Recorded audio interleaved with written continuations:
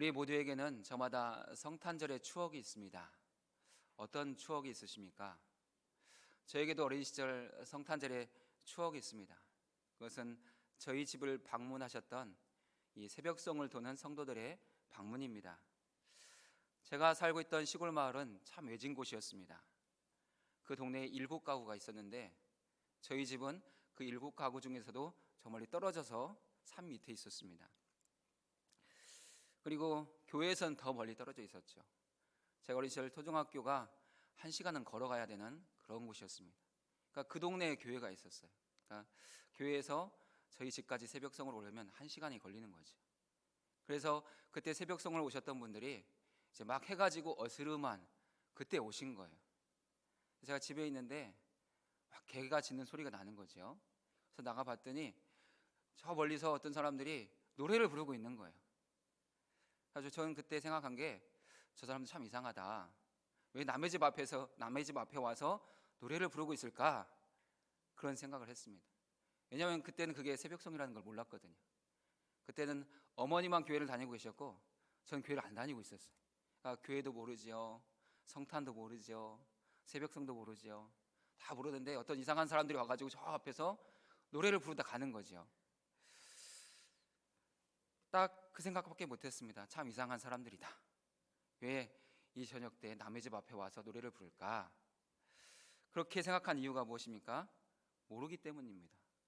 성탄을 모르고 예수님을 모르고 새벽성에 대해서 모르기 때문에 그런 생각을 했던 것이지요. 그러면 목사가 된 지금은 많이 달라졌을까요? 목사가 된 지금은 많이 알지요. 교회를 알고 성탄의 의미를 알고 예수님도 알고 새벽성이 무엇인지도 잘 알고 있습니다. 그런데 문제는 많이 알아도 크게 달라지지 않더라는 것입니다.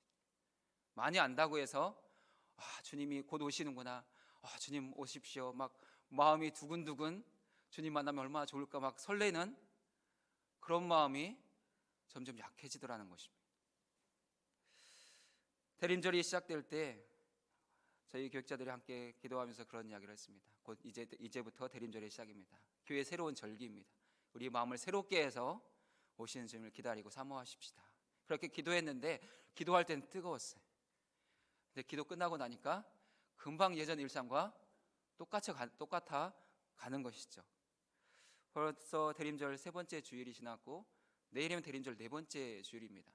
대림절의 시간 점점 깊어져 가는데 오시는 주님에 대한 기대와 사모함은 그렇게 커지지 않는 제 자신을 발견합니다.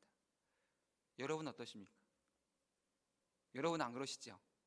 막 주님 만날 기대 때문에 막 가슴이 벅차고 뜨거워지십니까? 그러셨으면 좋겠습니다. 저도 그랬으면 좋겠습니다. 다음 이제 이번 주일이 지나고 다음 주일이 되면 성탄절이잖아요. 그럼 막 성탄에 대한 기쁨과 감사와 기대가 충만해야 되는데 그렇지 못하더라는 것입니다. 왜 그렇게 되는 것이죠? 정말 주님의 오심은 너무나 기쁜 일이고 행복한 일인데 왜 우리는 그 주님의 오심에 대한 이 기대와 사모함이 점점 약해져 가는 것일까요? 그것은 우리의 마음이 어둡기 때문입니다. 우리의 마음이 어두워서 빛이 와도 그 빛을 잘 깨닫지 못하는 거죠. 또 우리의 마음이 둔해져서 늘 기쁜 소식을 들어도 그 기쁜 소식에 반응하지 못하는 거예요. 우리가 몰랐을 때는 마음이 어둡고 완악했습니다. 그런데 모든 것을 알게 된 지금도 여전히 우리의 마음은 둔하고 무뎌져 있습니다. 성경은 우리의 어두운 마음과 둔한 마음에 대해서 은혜를 가로막는 것이다 라고 말씀하고 있습니다. 우리의 마음이 어두우면 어두운 대로 하나님의 은혜가 우리 안에 들어오지 못하고 우리의 마음이 둔하면 둔한 대로 하나님의 은혜가 우리 안에 충만하게 채워지지 않는 것이죠. 성경은 이런 우리의 마음을 정확하게 표현합니다. 요한복음 1장에 보면은 빛이 어둠에 비치되 어둠이 깨닫지 못하더라 말씀합니다. 참빛, 세상을 비추는 빛이 왔고 그 백성들 가운데 비추었는데 그 백성들이 깨닫지 못했다라고 말씀합니다. 또한 히브리서 5장은 이미 그리스도 안에 있는 사람들인데도 불구하고 그 마음이 둔해져서 하나님의 은혜를 잘 알지 못하고 있다라고 말씀하시죠. 우리가 할 말이 많으나 너희가 듣는 것이 둔함으로 설명하기가 참 어렵다, 그렇게 말씀하고 있습니다. 우리의 마음이 어두우면 어두운 대로 은혜가 가로막히고, 우리의 마음이 둔하면 둔한 대로 하나님의 은혜가 가로막힌다는 것이죠. 근데 문제가 있어요. 이 어두운 마음과 둔한 마음은 그 부분만큼 하나님의 다스림과 통치가 미치지 못해서 그 부분이 여전히 어려움과 고통으로 현실에 드러난다는 것이 문제라는 것입니다. 성경은 성도들의 영적인 상태가 늘 현실 상황을 어떻게 움직여가는지를 보여주고 있습니다. 특별히 오늘 우리가 읽은 본문 말씀은 그 원인이 8장에 있는데, 8장에서 그 백성들의 영적인 상태가 어떻게 그 백성들의 현실 문제에 영향을 주는지를 보여주고 있습니다. 하나님 8장의 내용이 보면은 불순종하는 북이스라엘과 남유다를 향해서 제발 회개하고 하나님께로 돌이켜라. 그렇지 않으면 내가 아수르 군대를 통해서 너희를 징계할 것이고, 내가 너희에게 말씀도 안 줄 것이고, 내 얼굴도 가리겠다. 나에게로 돌이키면 하지만 내가 너희를 긍휼히 여기고 불쌍히 여기고 너희를 사랑하겠다, 그렇게 말씀하십니다. 그런데도 불구하고 그 백성들은 하나님께로 돌이키지 않습니다. 그래서 그들은 환난을 당하고 흑암 가운데, 고통 가운데 나가게 되는 것이죠. 하나님은 그들을 그렇게 이사야 선지자를 통해서 일깨우려고 하셨지만 그들은 깨어나지 않습니다. 오히려 우상을 더 섬기고 신접한 자들을 찾고 술사들을 찾습니다. 그래서 그들은 그 땅을 헤매고 공고한 인생이 되고 굶주리는 인생이 돼요. 환난이 그들에게 닥쳤고 심한 어두움이, 고통의 흑암이 그들을 덮어버렸어요. 그 백성들이 그렇게 고난 가운데, 고통 가운데 처하게 된 이유는 하나님이 주신 율법의 말씀, 그런 증거의 말씀들을 따르지 않았고 순종하지 않았기 때문이에요. 8장 20절을 보면은 마땅히 율법과 증거의 말씀을 따를지니라고 말씀합니다. 택한 백성이라면, 하나님의 구원을 아는 백성이라면 마땅히 그 말씀을 따라야 되는 거 아니냐, 그렇게 말씀하시는데 그 백성들은, 그 행위는 이 말씀에 맞지 않았다라고 말씀하세요.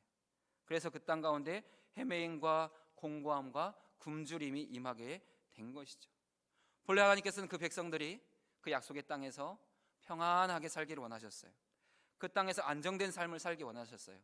그러면서 제사장 나라로서 또한 거룩한 백성으로서의 삶의 모습을 온 열방에 보여주기를 원하셨어요. 근데 그 백성들이 그 삶을 실패하게 된 것이죠. 오히려 우상을 섬기고 신접한 자를 찾고 술사들을 찾아다녔습니다. 그래서 결국 하나님께서 아수르 왕을 끌어다가 그 땅을 덮어버리게 하신 거예요. 그래서 그 땅 가운데 큰 두려움과 어려움이 있었습니다. 이사야 선지자가 이 말씀을 선포한 20년이 지나고 나면 그 나라가 아수르에 의해서 멸망을 당하게 됩니다. 많은 백성들이 포로로 끌려가고 그 땅 가운데는 이방인들이 들어와서 살게 되는 것이죠. 그래서 그 땅은 점점 더 환란이 극심해지고 흑암의 고통들이 떠나지 않게 되었어요. 그런데 그 땅 가운데 하나님은 여전히 위로와 소망으로 함께 하셨습니다. 흑암이 그 땅을 덮고 있지만 여전히 하나님은 그 백성들 가운데 운행하고 계신 것이죠. 마치 창세기 1장 2절의 말씀처럼 땅이 혼돈하고 공허하며 흑암은 깊음 위에 있더라. 그러나 하나님의 신은 그 수면 위에 운행하고 계시더라. 이 땅 가운데 아무리 흑암이 있고 혼돈이 있어도 하나님은 여전히 그 백성들 가운데 운행하고 계셨다는 거예요. 그 하나님께서는 여전히 그 백성들을 향해서 위로와 소망을 선포하십니다. 본문 말씀은 하나님을 떠났고 하나님의 말씀을 버린 그 이스라엘 백성들을 향해서 그 흑암과 고통의 때가 곧 끝나게 될 것이다라는 위로와 소망의 말씀으로 시작하고 있습니다. 우리 9장 1절 말씀을 같이 읽어보겠습니다. 전에 고통받던 자들에게는 흑암이 없으리로다. 옛적에는 여호와께서 스불론 땅과 납달리 땅이 멸시를 당하게 하셨더니 후에는 해변 길과 요단 저쪽 이방의 갈릴리를 영화롭게 하셨느니라. 아멘. 하나님 택한 백성들이 하나님을 떠났을 때, 우상을 섬기고 신접한 자를 찾아다니고 술사들을 찾아다닐 때 그들에게서 얼굴을 돌리셨습니다. 또한 주신 말씀도 다 봉함하라, 다 거두어서 다 찾을 수 없도록 감추어둬라, 그렇게 말씀하셨어요. 그래서 그 땅 가운데는 고통이 임합니다. 현실적으로 환난을 당하고 눈물을 흘리고 정말로 너무나 힘든 그 흑암의 시간들이 시작된 것이죠. 벗어날 수 있는 가능성, 희망이 보이지 않아요. 네, 하나님께서 그들의 인생 가운데 고통과 흑암이 없어질 것이다 라고 말씀하십니다. 멸시와 천대를 받던 인생이 다시 영광을 얻게 될 것이고 영화롭게 될 것이다 라고 말씀하십니다. 왜냐하면 하나님께서 친히 그 백성들 가운데 찾아올 것이기 때문입니다. 하나님께서 친히 한 아기의 몸을 입고 그 백성들 가운데 임하실 것이다 말씀하고 있습니다. 6절은 하나님께서 어떻게 그 택한 백성들 가운데 오늘 우리의 인생 가운데 흑암과 고통을 없애기 위해서 찾아오실지를 말씀하고 있습니다. 우리 6절 말씀을 또 같이 읽어보겠습니다. 이는 한 아기가 우리에게 낳고 한 아들을 우리에게 주신 바 되었는데 그 어깨에는 정사를 메었고 그의 이름은 기묘자라 모사라 전능하신 하나님이라 영존하시는 아버지라 평강의 왕이라 할 것임이라. 아멘. 하나님께서 이사야 선지자를 통해서 이 말씀을 택한 백성들에게 주셨습니다. 그리고 700년 후에 한 아기가 이 땅 가운데 태어납니다. 오늘 그 주님의 오심은 이미 우리 가운데 2000년 전에 이루어진 사건입니다. 하나님은 고통과 흑암 가운데 있는 백성들을 구원하시기 위해서, 우리를 구원하시기 위해서 한 아기의 모습으로 우리 가운데 오셨습니다. 이사야 선지자를 통해서 주신 그 약속된 아기, 그 한 아기는 바로 예수 그리스도입니다. 예수님은 아버지의 마음과 뜻을 따라서 이 땅 가운데 오셔서 우리를 위해 구원의 일들을 이루시고 행하셨습니다. 예수님은 거룩하신 하나님이신데 어떻게 죄인된 우리를 위해서 이 땅에 오신 것입니까? 우리를 사랑하셨기 때문이죠. 예수님은 그 누구보다 우리를 사랑하시는 분이십니다. 우리를 위해서 죄인의 몸으로 이 땅에 오실 만큼 사랑하시고 우리를 위해서 십자가에서 죽으실 만큼 우리를 사랑하십니다. 그럼 그 주님의 사랑을 깊이 알아야 되고 깊이 깨달아야 되죠. 예수님만 우리를 사랑하시느냐? 성부 하나님도 우리를 사랑하시죠. 독생자 예수 그리스도를 우리에게 내어주시잖아요. 그 아들이 죽는 것을 보시면서까지, 얼굴을 돌리시면서까지 우리를 사랑하시잖아요. 또한 성령님도 우리를 사랑하십니다. 예수님이 한 아기로 그 마리아의 몸에 잉태되도록 일하신 분이 성령이시고 그 태중에서 잘 자라서 이 땅에 태어나도록 동행하셨고 섭리하신 분이 성령 하나님이세요. 그렇게 성부, 성자, 성령 하나님은 우리를 사랑하셔서 한 아기의 몸으로 이 땅 가운데 오셔서 구원의 일들을 행하셨어요. 특징적인 것은 하나님께서 우리에게 주신 그 한 아들에게, 한 아기에게 이름이 많다는 것이죠. 오늘 6절 말씀에 한 아기의 이름이 몇 가지 나와 있습니까? 5가지나 나와 있습니다. 기묘자라, 모사라, 전능하신 하나님이라, 영존하시는 아버지라, 평강의 왕이라 할 것입니다. 기묘자는 인간의 한계를 초월하는 신비한 존재라는 의미입니다. 기이하고 묘하다, 참 기묘한 분이다, 그런 말씀인 거지. 예수님의 신성을 강조하는 표현입니다. 어떠한 존재보다 더 뛰어난 분, 비교할 대상이 없는 분, 그것이 기묘자라는 것이죠. 또한 우리 주님은 모사입니다. 이 모사는 카운셀러라는 의미예요. 우리의 상담자이세요. 그래서 우리에게 필요한 모든 구원의 지혜들을 가르쳐 주시고 깨닫게 하시는 분이 우리 주님이십니다. 주님은 더 모든 사람들을 만나 주시기 위해서 내가 가는 것이 너에게 유익하다 말씀하시면서 다른 모사, 다른 보혜사를 보내주시죠. 그것이 성령님입니다. 성령님이 어나더 카운셀러라면 우리 주님은 오리지널 카운셀러인 거죠. 오리지널 모사가 우리 주님이세요. 또한 우리 주님은 전능하신 하나님이십니다. 성부 하나님과 동일한 신성과 능력과 권세를 가지신 분이세요. 전지전능하시고 무소부재하신 분, 참 신이시며 참 인간이신 분이 우리 주님이십니다. 또한 우리 주님은 영존하시는 아버지시죠. 성부 하나님께서 천지 만물을 창조하실 때 하나님 아버지와 함께 일하신 분이에요. 그래서 모든 피조물에게 주님은 아버지와 같은 존재인 거죠. 그래서 우리 주님은 영존하시는 아버지라고 이름 갖기에 충분하신 분이세요. 또한 우리 주님은 평강의 왕이십니다. 우리 주님만이 모든 사람들에게 진정한 평강, 샬롬을 주실 수 있는 만왕의 왕이십니다. 예수님이 통치하시는 것, 예수님이 다스리는 곳에는 언제나 참된 평강과 위로가 주어집니다. 이외에도 우리가 알고 있는 예수님, 한 아기에 대한 이름이 있습니다. 어떤 이름이 생각나십니까? 오늘 찬양했죠. 임마누엘, 하나님이 우리와 함께 계신다. 예수님은 하나님이 우리와 함께 하시는 것을 실제로 보여주는 실체이세요. 너희가 나를 보았느냐? 그럼 아버지를 본 것이다 라고 말씀하고 있습니다. 또한 예수님, 우리 하나님께는 예수라는 이름도 있죠. 자기 백성을 그들의 죄에서 구원할 자이심이라. 분명히 태어나는 아기는 하나인데 왜 이렇게 많은 이름이 있는 것입니까? 왜 이렇게 하나님은 우리 한 아기 예수님에게 이렇게 많은 이름을 주신 것입니까? 그것은 우리를 사랑하시기 때문에, 우리를 향한 배려입니다. 예수님의 이름이 하나이고 그 하나이신 예수님을 우리가 경험해야 된다면 어려울 것입니다. 우리가 전능하신 하나님을 어떻게 쉽게 만날 수 있고 어떻게 이해할 수 있겠습니까? 하지만 예수님에게는 다양한 이름이 있잖아요.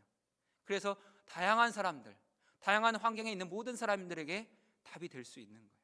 예수님의 이름이 많기 때문에 다양한 그 상경과 그 상황에 있는 사람들이 그 주님을 자기의 필요한 구원으로 다 경험할 수 있는 거예요. 우리는 다 예수님에 대한 경험이 다릅니다. 어떤 분은 사랑의 주님을 고백하고, 어떤 분은 전능하신 하나님을 고백하고, 어떤 분은 위로자이신 예수님을 고백하고, 그렇게 예수님에 대한 다양한 고백들이 있어요. 그렇게 예수님은 우리의 현실에 맞게, 우리의 상황에 맞게 다양한 모습으로 우리 가운데 구원의 일들을 행하신다는 거예요. 그것이 예수님의 이 다양한 이름을 가지고 계신 그 모습이라는 거예요. 그것이 우리를 향한 주님의 배려이며 섭리라고 할 수 있어요. 우리가 그만큼 마음이 어둡기 때문에, 둔하고 어리석기 때문에 다양한 모습 우리 가운데 오시지 않는다면 우리가 그 주님을 만날 수 없기 때문에 주님은 그렇게 우리 가운데 다양한 모습으로 나타나시고 우리 가운데 오신다는 것이죠. 근데 우리는 그 다양한 모습을 다 느끼지 못해요. 한 부분 한 부분 경험해 가면서 점점 주님에 대한 많은 고백과 간증을 갖게 되는 것이죠. 그래서 우리가 다양한 주님의 모습을 만나게 된다면 우리도 이 성경에 나와 있는 그 예수님의 다양한 이름들을 고백하고 찬송할 수 있게 되는 것이죠. 사랑하는 여러분, 오늘 여러분에겐 주님의 어떤 이름이 필요하십니까? 여러분이 간절한 마음으로 기도할 때 주님은 그 이름으로 오셔서 여러분을 만나 주실 것이고 여러분에게 구원을 행하실 것입니다.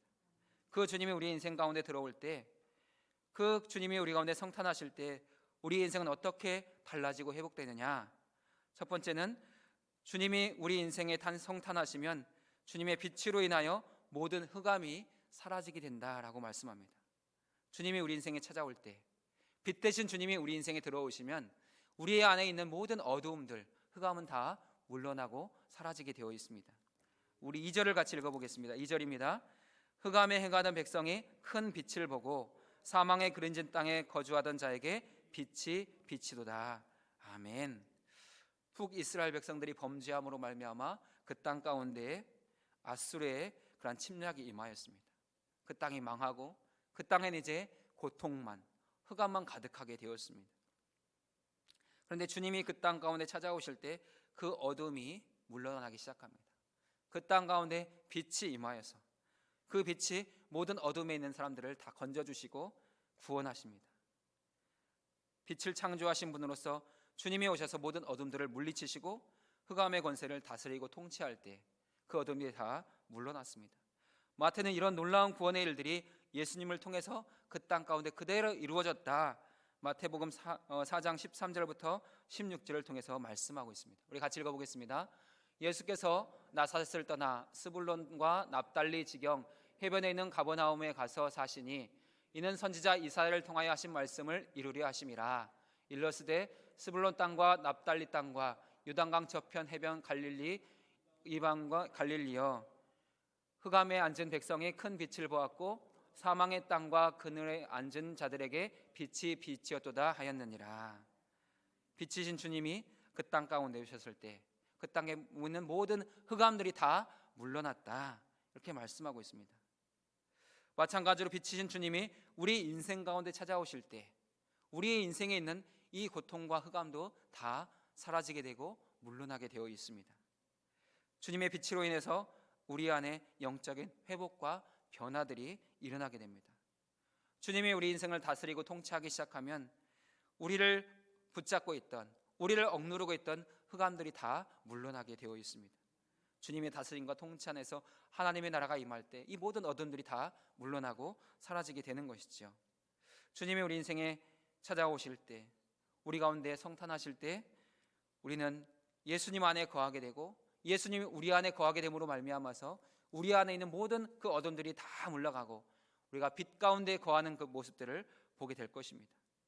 모든 흑암의 권세로부터 자유하게 되고 풀려나서 마음껏 하나님의 자녀됨의 권세로 살아갈 수 있는 은혜가 우리 가운데 있게 되어지는 것이죠. 사랑하는 여러분, 주님의 성탄을 다시금 기대하시고 사모하실 수 있기를 바랍니다. 그 사모하는 마음 가운데 주님이 빛으로 오셔서 우리의 모든 어둠들을 물리치시고 자유하도록 인도해 가실 것입니다. 또한 두 번째 우리가 기억하게 될 주님의 은혜가 있습니다. 주님이 우리 인생 가운데 성탄하시면 우리 인생의 큰 즐거움이 회복된다는 것입니다. 주님이 우리 인생 가운데 들어오실 때 이루어지는 인생의 즐거움, 참된 기쁨이 3절에서 선포되는데, 우리 3절 말씀을 같이 읽어보겠습니다. 주께서 이 나라를 창성하게 하시며 그 즐거움을 더하게 하셨으므로 추수하는 즐거움과 탈춤을 나눌 때의 즐거움같이 그들의 주 앞에서 즐거워하오니. 아멘. 이사야 선지자가 예언한 대로 그 스불론 땅과 납달리 땅, 그 이방의 갈릴리는 그 고통과 흑암의 정도가 더 심했습니다. 왜냐하면 최북단에 있었기 때문에 언제나 외침이 가장 먼저 임하는 곳이었어요. 그래서 그 땅 가운데 참 어려운 삶, 고통이 있었습니다. 그러나 주께서 그 땅을 돌아보시고 그 땅의 빛으로 찾아오셨을 때 그 땅은 다시 수가 증가하게 되고 창성하게 되었습니다. 그리고 그 땅에 다시 즐거움의 노래가 회복되게 되었습니다. 네, 성경은 그 즐거움이 그 땅 가운데 창성하게 되어서 그 땅에 다시 백성이 많아져서 그 땅에 평안히 살게 되어서 기뻐하고 즐거워하게 되었다라고 말씀하는 것이 아니라 주께서 그들을 즐거워하게 하셨기 때문에 즐거워하게 하게 되었다라고 말씀하고 있다는 것입니다. 우리는 이 표현 안에서 주님으로 인해서 즐거워하는 법을 배우고 훈련해야 됩니다. 우리가 즐거워해야 될 이유가 이 땅 가운데 있는 창성함, 이 땅 가운데 있는 형통함이 있다면 그것들이 사라질 때 즐거움도 함께 사라질 것입니다. 하지만 우리가 즐거워해야 될 이유가 주님이 주시는 것이라면 누구도 빼앗아갈 수 없는 것이죠. 세상에 어떠한 환난과 어려움이 있어도 그 즐거움은 잃어버리지 않게 된다는 것입니다. 그래서 우리는 주님이 나를 즐겁게 하시기를, 내 마음에 즐거움 주시기를 늘 구하고 사모하셔야 됩니다. 내가 있는 이 문제가 해결돼서 즐거운 게 아니라 이 문제는 그대로 있을지라도 주님이 내게 즐거움을 주시면 내 안에는 즐거움이 있게 되고 기쁨이 있게 된다는 것입니다. 내가 주님의 빛 가운데 거할 때, 주님이 나를 다스리고 통치하실 때, 내가 주님과 친밀한 교제와 사귐이 있을 때 그 기쁨, 그 즐거움들을 맛보셔야 되고 그 즐거움 안에 거하셔야 되고 그 즐거움을 누리셔야 됩니다. 그래서 우리가 늘 기도할 때 기도해야 될 한 가지는, 주님, 내가 주님으로 기뻐하고 주님으로 즐거워할 수 있기를 원합니다. 주께서 주시는 즐거움이 내 안에 충만할 수 있기를 원합니다. 그 사모함이 있으셔야 되는 거예요. 그럴 때 주님은 우리 안에 누구도 빼앗아갈 수 없는 그 즐거움, 그 기쁨들을 더하여 주실 것입니다. 그럼 이런 놀라운 빛의 은혜가, 즐거움의 은혜가 어떻게 우리 가운데 임하게 되는 것입니까? 7장 마지막 문장을 보면은 하나님이 열심히 이 일을 이룰 것이다 말씀합니다. 우리 7장 마지막 구절을 함께 읽어보겠습니다. 만군의 여호와의 열심히 일을 이루시리라. 아멘. 주님의 열심히 일을 이루시겠다는 거예요. 주님이 우리 가운데 너희의 열심으로 이뤄봐라, 너희가 좀 열심히 해서 이뤄봐라 그랬다면 우리가 참 피곤했을 것입니다. 얼마나 힘들었겠습니까? 그런데 너희는 가만히 있어, 내가 하나님 됨을 알지어다, 내가 열심으로 이루어가겠다. 너희들은 가만히 있어도 돼. 너희는 어둠 가운데 있고 고통 가운데 있잖아. 할 수 있는 힘도 없고 능력도 없잖아. 내가 할게. 주님이 그렇게 말씀하시면서 우리 가운데 주님의 일들을 행하신다는 것이죠. 가리셨던 얼굴을 다시 우리 가운데 향하여 드시고, 감추어졌던 말씀들을 다시금 우리 가운데 듣게 하시고 깨닫게 하셔서 그 은혜의 자리로 나가도록 인도해 가신다는 거예요. 비록 지금은 하나님의 얼굴을 가리신 것 같은 답답함에 처해 계실 수도 있습니다. 어떤 말씀도 들려오지 않고 마음이 너무 답답할 수도 있습니다. 하지만 주님이 때가 되면, 우리가 계속해서 주님을 찾고 구하면 주님이 다시 우리 가운데 얼굴을 드러내실 것이고 얼굴을 비추실 것입니다. 다시금 우리 가운데 약속의 말씀들을 듣게 하실 것이고 그 말씀이 우리의 인생 가운데 이루어지고 열매 맺는 것을 보도록 인도해 가실 것입니다. 그 일을 위해서 우리가 해야 될 것은 한 가지입니다. 주님의 성탄을 갈망하고 주님의 임재를 갈망하면서 기도하기를 멈추지 않고 예배와 기도의 자리를 지켜가는 것입니다. 그러면 우리의 인생 가운데도 빛을 비추시고 즐거움을 더해 가시는 주님을 만나는 은혜, 성탄의 추억이 쌓여가게 될 것입니다. 그런 놀라운 고백과 간증과 감사가 우리의 인생 가운데 많아지실 수 있기를 주의 이름으로 축원드립니다. 이제는 우리 주님 예수 그리스도의 은혜와 하나님 아버지의 극진하신 사랑하심과 성령의 교통하심이 우리 가운데 있어서 빛으로 즐거움으로 주의 열심으로 일하실 주님을 기대하며 주님의 성탄을 사모하는 모든 성도들 가운데 또 기도하는 그 모든 삶의 현장 가운데 함께 하시기를 간절히 축원하옵나이다. 아멘.